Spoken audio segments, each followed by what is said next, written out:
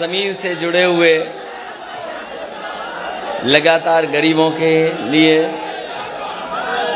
शोषित, वंचित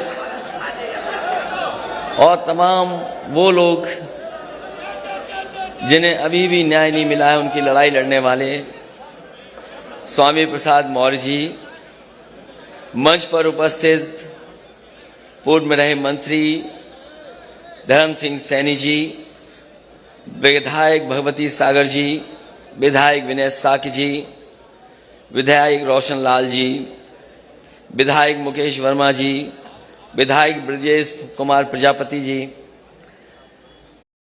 विधायक चौधरी अमर सिंह जी, पूर्व विधायक अली यूसुफ अली साहब, रामहित भारती जी, नीरज मौर्य जी, हरपाल सैनी जी, बलराम सैनी जी, राजेंद्र प्रसाद सिंह जी, विद्रोही धनपत राम मौर्य जी, गुरराम चौधरी जी, पदम सिंह जी और बड़ी संख्या में, क्योंकि नाम कई बार आपके सामने रखे जा चुके हैं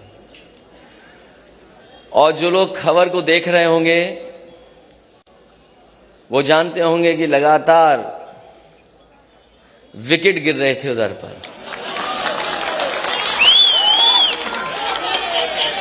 हालांकि हमारे बाबा मुख्यमंत्री क्रिकेट खेलना नहीं जानते। अगर वो क्रिकेट भी जानते होते अब तो उनसे कैच छूट गया।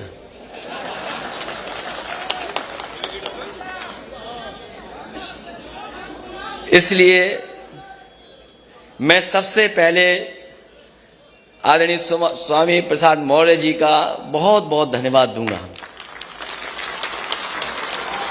जैसा कि उन्होंने अपनी बात में कहा कि जिस तरफ वो चल देते हैं सरकार उन्हीं की बन जाती है, और इस बार भी पहले की तरह अकेले नहीं चले हैं, बड़ी संख्या में अपने साथ लोगों को लेकर के आए हैं। ये जो लोग गिनती गिन रहे थे, कभी 80, कभी 20 और कहते थे 3/4 सीटें जीत करके आ रहे हैं। अभी कुछ दिन पहले हम लोगों ने कहा था कि मुख्यमंत्री जी कोई रटने वाला अध्यापक लगा लो जो आपको रटाए, क्योंकि 4.5 साल में आपने बिजली का कारखाने का नाम नहीं रट पाए।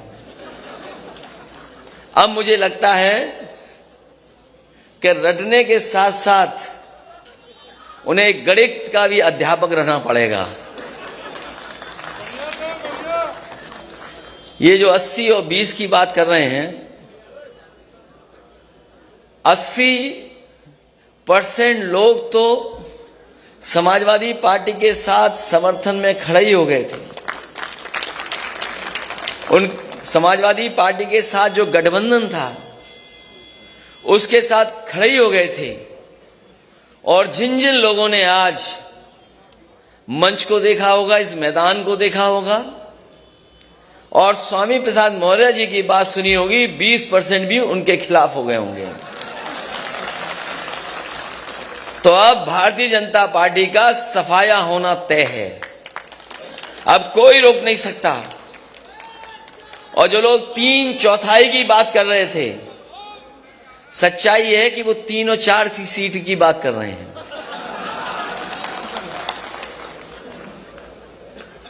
और मैं आप सबको, आज बहुत ही शुभ दिन है। इधर नए साल के बाद ये त्योहार ऐसा है, बड़ी हर्षोल्लास के साथ मनाया जाता है। और हमें लगता है सरकार के लोगों को पहले ही पता लग गया था कि यहां पर स्वामी प्रसाद मौर्य जी के साथ, धर्मपाल सैनी जी के साथ, धर्म सिंह सैनी जी के साथ बड़ी संख्या में लोग आ रहे होंगे। हमारे मुख्यमंत्री पहले ही गोरखपुर चले गए, हालांकि उनकी किसी ने टिकट बुक कर रखी है। वो 11 तारीख की टिकट थी, लेकिन आप लोगों के आ जाने से आज ही वो गोरखपुर चले गए और जरूरी है इन्हें वापस भेजना। इसलिए जरूरी है इन्हें वापस भेजना कि अगर पीछे मुड़ के देखें हम तो उत्तर प्रदेश को इन्होंने बर्बाद कर दिया है। आज भारतीय जनता पार्टी के पास कोई ठोस उपलब्धि नहीं है।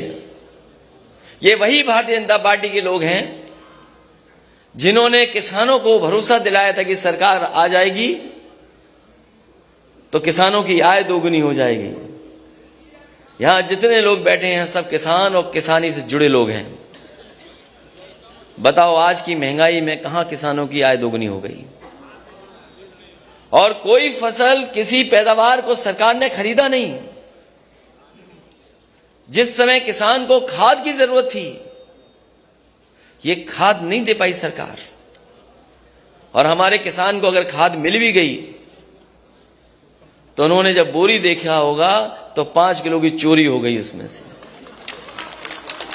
ये भारतीय जनता पार्टी के वो लोग हैं जिन्होंने डीजल पेट्रोल महंगा कर दिया। आज पेट्रोल 100 से पार है और जिस कंपनी का पेट्रोल डीजल है इनके गलत फैसलों की वजह से 600% मुनाफा कमा रहे हैं। पिछले अगर महीनों का आकलन करें तो 600% मुनाफा कमा रहे हैं और ये गरीबों की जेब को काट करके अमीरों की तिजोरी भरने का काम कोई कर रहा है तो वो भारतीय जनता पार्टी के लोग हैं। जहां कई मौके हम लोगों ने देखे हैं, बहुत सी बातें अभी कही जा चुकी हैं, लेकिन हम ये कह सकते हैं कि जो गिनती हम लोगों ने बताई थी, मंच पे बैठे हुए लोग और यहां पर आए हुए सभी हमारे साथी और जो लोग समाजवादी रास्ते पर हैं और अंबेडकरवादी लोग हैं, ये दोनों लोग मिलकर के हो सकता है आक्रोश का साथ ले लेंगे तो हो सकता है 400 सीटें भी ये गठबंधन जीत जाए। क्योंकि जनता बैठी है बदलाव के लिए, बैठी है जनता बदलाव के लिए बैठी है। जनता परिवर्तन चाहती है।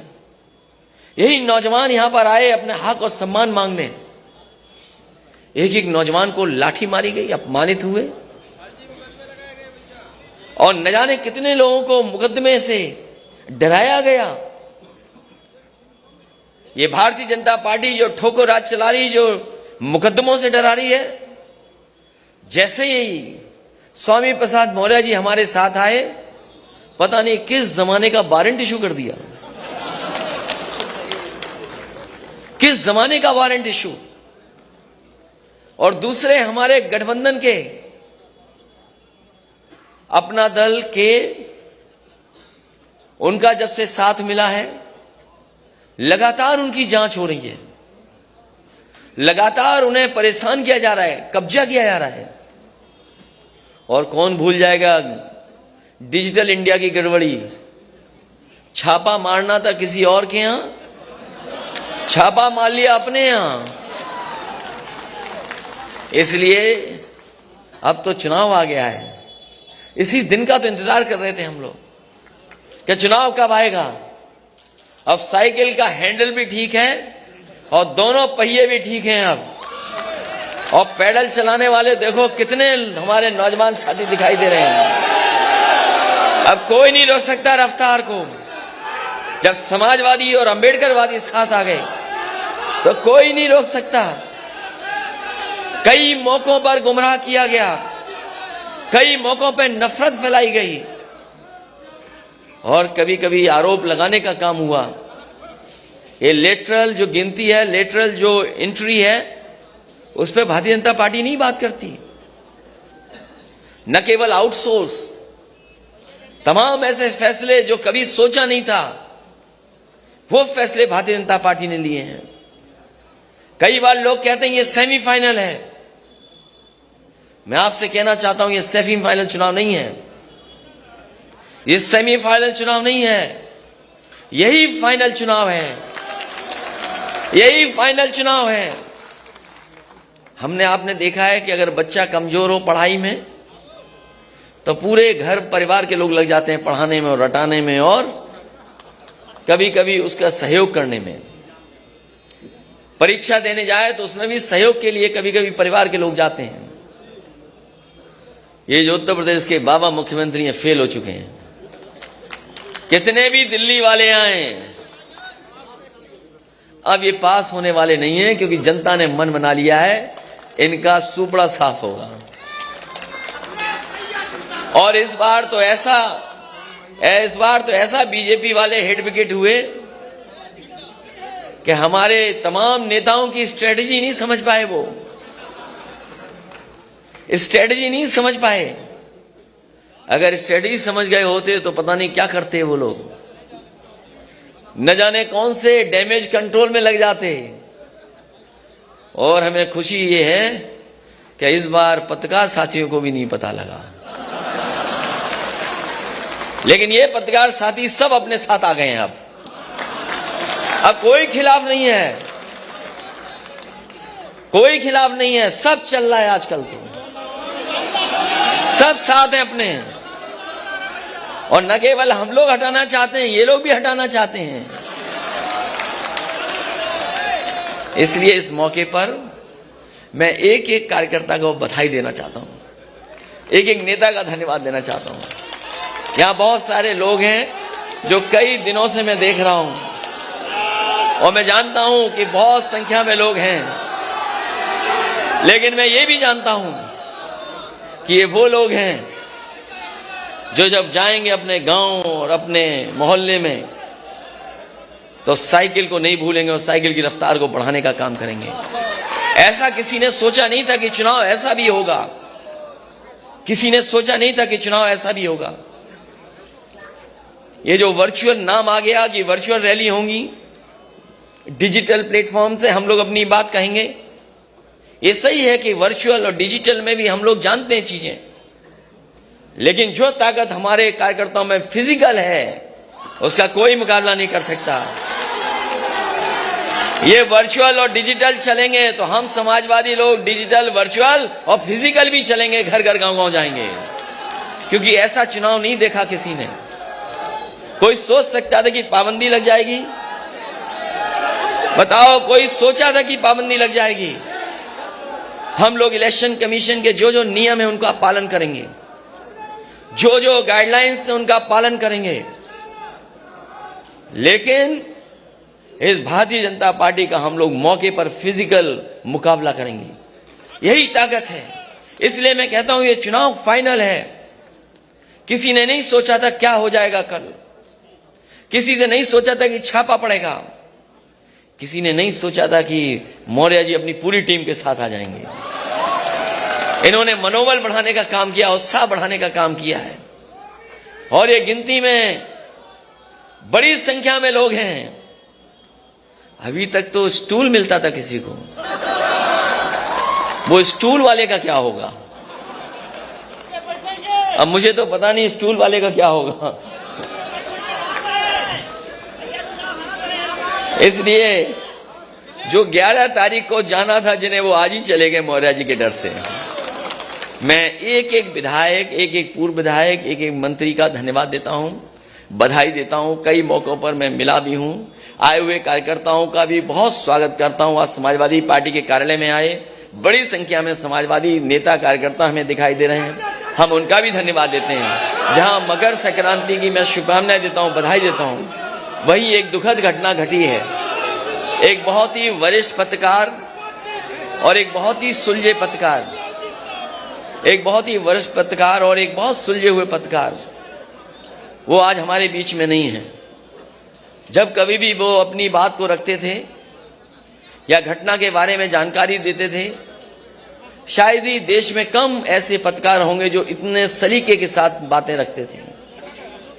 जहां उन्हें उर्दू के बारे में जानकारी थी, हिंदी में भी वो जानकार थे, और किस शेर को किन परिस्थितियों में किस समय पर कहा जाए, शायद वो हुनर ऐसे ही पत्रकार के साथ था। आज कमाल खान हमारे बीच नहीं है, हमें दुख है इस बात का।